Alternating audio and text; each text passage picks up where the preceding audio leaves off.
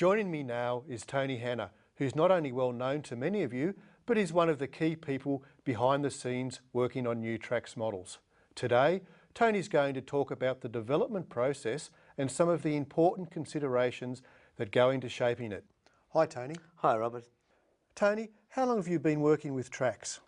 Since '95, 13 years now. And what do you still remember about the first Trax model that you worked on? Let me think. It was the FJ Holden, the 24 scale, super scale one, and I remember you bringing it to me and said we've had it started, and it looked more like a Morris Oxford than an FJ. Yes. And you said you want me to really get into this and see what I could do with it and get it looking right, and we did. And as a model sculptor and as a collector in your own right, what do you think is the most important factor in getting a model to look as close to perfect? Yeah, that's $1 million question, Rob. It's looking at the car as an overall thing, maybe overemphasising the wheel arches or the grille or bumper bars. You look at the best point of a car and try and bring that up. So what you're really saying is that the scaling down process is not like letting air out of a balloon. Can you share with Trax Club members some of the scaling considerations you've had to allow for when working on, say, a new 176 scale bus? Yeah, that showed up in the flexible clipper.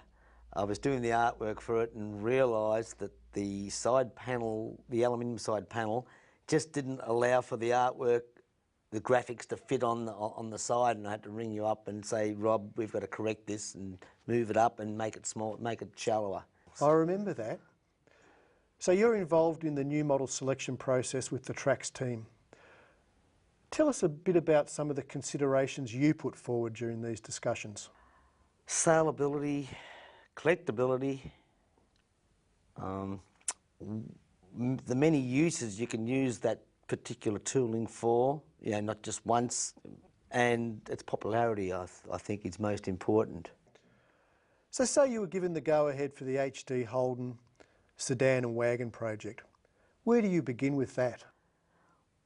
Well, we did have one guideline on that right from the start, and that was it was going to fit on the HR base plate, because being almost identical in the centre of the vehicle, I had to locate a car, photograph it, and just bring all its features out to look like a HD. Now here's one of the body shape moulds for the EH Holden Opel model. Can you tell the Trax members a little bit about the work involved to shape this? Yes, we had to look for its best features, which on an EH was definitely the tail lights and the smart bonnet and grille line, and had to really make sure that they looked exactly how the car itself looks.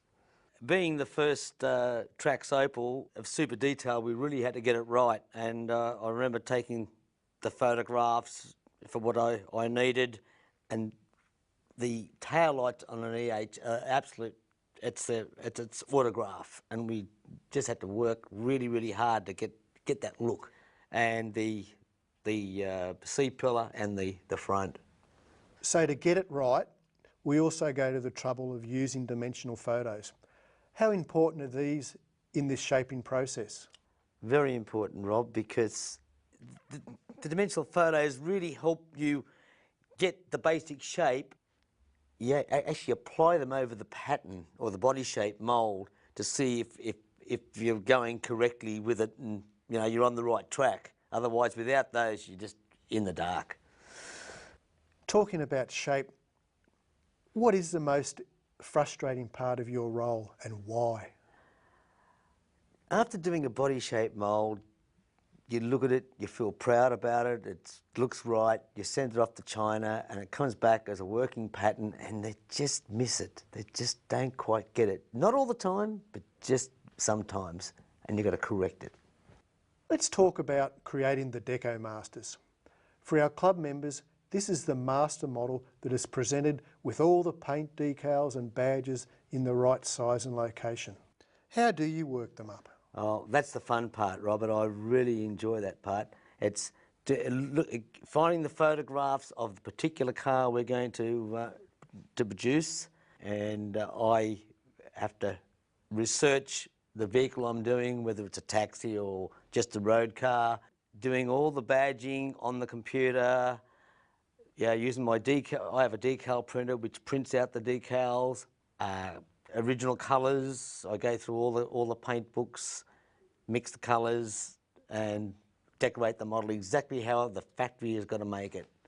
So after the handover to Trax, would you remain involved or only get called in if there's a particular reproduction issue? No, quite often I think you call me up and say, Tone, there's a problem here, come and have a look, or give it the okay, and it's great to be part of the family to make decisions like that with you. So it's just an ongoing refining project? Oh, all the time. Now I shouldn't ask this, but what's your favourite Trax model, if you have one? Definitely the VG Valiant sedan. It's just turned out exactly how I wanted it to be. It was just perfect. And any hints on what collectors can expect to see from Trax in the future? I don't know. There's some things that I'd like, but you mightn't like them as much as me. That's something I have to leave to you, I guess. Fair enough, but what new model would you still like to see in the Trax range? I'd love to see the 24 scale EH sedan. It'd make a nice partner to the 43rd scale one, and I'm sure everyone would love it. Thanks, Tony. Pleasure, Robert.